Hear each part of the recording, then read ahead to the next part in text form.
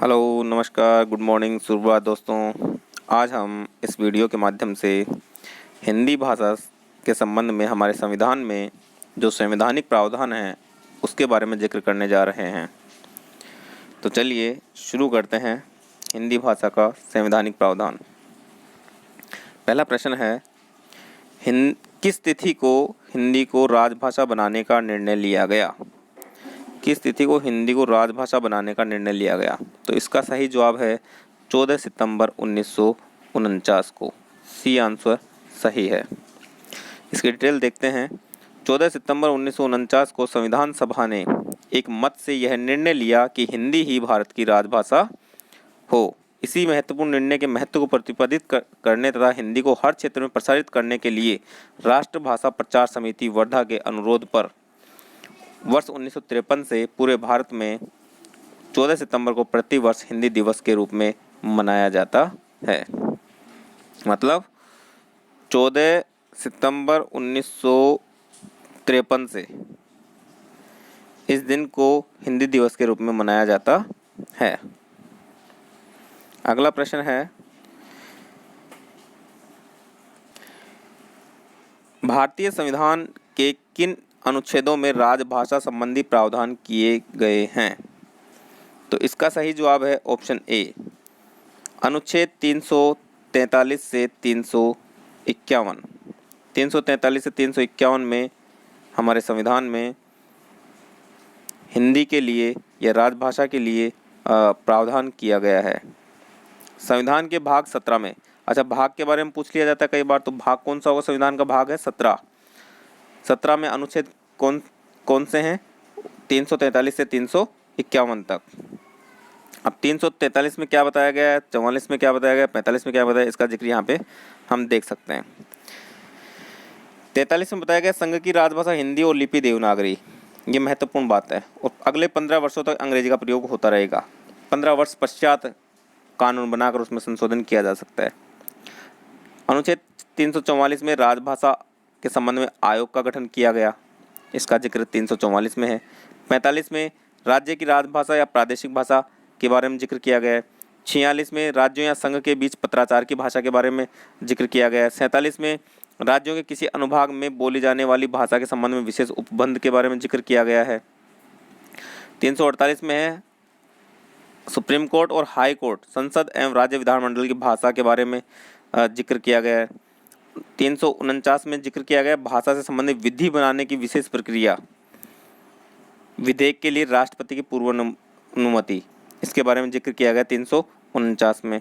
अनुच्छेद 350 में आवेदन की भाषा में व्यथा निवारण के लिए आवेदन किसी भी भाषा में भाषाई अल्पसंख्यकों को प्राथमिक स्तर पर मातृभाषा में शिक्षा की सुविधा, भाषाई अल्पसंख्यकों के लिए विशेष अधिकारी की नियुक्ति, और 351 में है हिंदी के विकास के लिए निर्देश।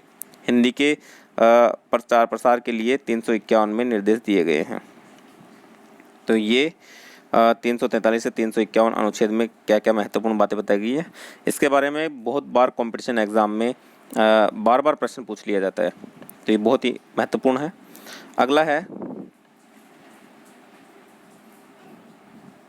भारतीय संविधान की 8वीं अनुसूची में शामिल भाषाओं की संख्या क्या है? तो 8वीं अनुसूची में कितनी भाषाओं का जिक्र किया गया है? 22 भाषाओं का जिक्र किया गया है। 8वीं अनुसूची में 22 भाषाओं को शामिल किया गया है। शुरुआत में 14 भाषाओं को शामिल किया गया था मूल संविधान में। कौन कौन सी हैं? असमिया, बांग्ला, गुजराती, हिंदी, कन्नड़, कश्मीरी, मराठी, मलयालम, उड़िया, पंजाबी, संस्कृत, तमिल, तेलुगु, उर्दू। 1967 में इसमें सिंधी भाषा को जोड़ दिया गया। 92 में कोंकणी भाषा, मणिपुरी भाषा और नेपाली, इसको हम नमक की ट्रिक से याद कर सकते हैं, नेपाली, मणिपुरी, कोंकणी। 2004 में इसमें बोडो, डोगरी, मैथिली और संथाली, इन भाषाओं को जोड़ दिया गया। अगला है 1955 में गठित राजभाषा आयोग के अध्यक्ष कौन थे? तो 1955 में गठित राजभाषा आयोग के अध्यक्ष थे बीजी खैर, बाल गंगाधर खैर। भारत के राष्ट्रपति ने भारत के संविधान के अनुच्छेद 344(1) में प्रदत्त शक्तियों का प्रयोग करते हुए 7 जून 1955 को श्री बीजी खैर मतलब बाल गंगाधर खैर की अध्यक्षता में राजभाषा आयोग का गठन किया गया। कब किया गया? 1955 में। इसका जिक्र राजभाषा आयोग का गठन इसका जिक्र किसमें किया गया? अनुच्छेद 344(1) में। इस आयोग ने 31 जुलाई 1956 को अपना प्रतिवेदन राष्ट्रपति को प्रस्तुत किया, जिसमें आयोग ने हिंदी के अधिकाधिक प्रयोग पर बल दिया, किंतु सरकार ने उन्हें औपचारिक मानते हुए कोई कदम नहीं उठाए। ये थोड़ा अशुद्ध लिखा हुआ है। अगला है, संसदीय राजभाषा समिति या जीबी पंत समिति का गठन कब किया गया? तो इसका सही जवाब है 1957 में। संसदीय राजभाषा समिति बोल दो चाहे जीबी पंत समिति बोल दो, 1957 में इसका गठन किया गया। इसके बारे में महत्वपूर्ण बातें यहाँ बताई गई हैं कि अनुच्छेद 344 के अधीन प्रथम राजभाषा आयोग बीजी खैर आयोग का गठन 1955 में था। संसदीय राजभाषा समिति या फिर इसे जीबी पंत समिति भी कह सकते हैं, इसका गठन कब हुआ? 1957 में। जीबी पंत समिति का गठन 1957 में और बीजी खैर का आयोग का गठन 1955 में। बीजी खैर आयोग को हम राजभाषा आयोग भी बोल सकते हैं और जीबी पंत समिति को हम संसदीय राजभाषा समिति भी कह सकते हैं। जहां खैर आयोग ने हिंदी को एकांतिक व सर्वश्रेष्ठ स्थिति में पहुंचाने पर जोर दिया, वहीं पर पंत समिति ने हिंदी को प्रधान राजभाषा बनाने पर जोर तो दिया, लेकिन अंग्रेजी को हटाने के बजाय इसे सहायक भाषा बनाए रखने की वकालत भी की।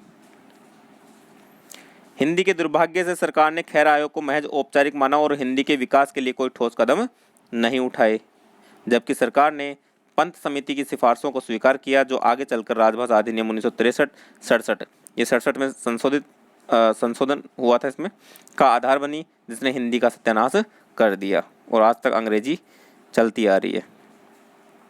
अगला है, राजभाषा अधिनियम कब पारित किया गया? राजभाषा अधिनियम कब पारित किया गया? तो राजभाषा अधिनियम कब पारित किया गया? 1963, इसका सही जवाब है। राजभाषा अधिनियम 1963 67 में संशोधन हुआ था। इसमें संविधान के अनुसार 15 वर्ष के बाद अर्थात 1965 ईस्वी से सारा कामकाज हिंदी में शुरू होना था, परंतु सरकार की ढुलमुल नीति के कारण ये संभव नहीं हो सका। देखो, शुरुआत में 15 वर्ष तक ही अंग्रेजी को मतलब मान्यता दी गई थी कि उसके बाद उसमें संविधान के द्वारा संशोधन किया जा सकता है, 65 के बाद में उसे हटाया जा सकता है, लेकिन सरकार की ढुलमुल नीति के कारण ये संभव नहीं हो सका। राजभाषा अधिनियम 1963 में कुल 9 धाराएं हैं, जिसने सर्वप्रथम 26 जून 1965 से हिंदी संघ की राजभाषा तो रहे ही, पर उस समय से हिंदी के अतिरिक्त अंग्रेजी भी संघ के उन सभी सरकारी प्रयोजनों के लिए बराबर प्रयुक्त होती रहेगी जिनके लिए वह उस तिथि के तुरंत पहले प्रयुक्त की जा रही थी। अगला प्रश्न देखते हैं, केंद्रीय हिंदी निदेशालय की स्थापना कब की गई? तो केंद्रीय हिंदी निदेशालय की स्थापना की गई 1960 में। ए ऑप्शन सही है। इसके बारे में महत्वपूर्ण बातें देख लेते हैं। केंद्रीय हिंदी निदेशालय नई दिल्ली स्थित एक सरकारी विभाग है। मतलब केंद्रीय हिंदी निदेशालय कहाँ है? नई दिल्ली में, जो भारत सरकार के मानव संसाधन विकास मंत्रालय के अधीन है और मानक हिंदी के प्रसार के लिए उत्तरदायी है।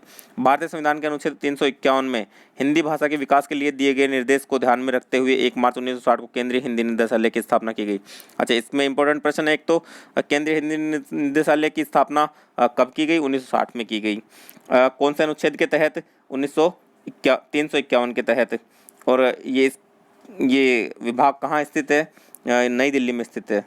इसके 4 क्षेत्रीय कार्यालय कहाँ कहाँ हैं? चेन्नई, हैदराबाद, गुवाहाटी और कोलकाता में। और मुख्य कार्यालय कहाँ है? नई दिल्ली में।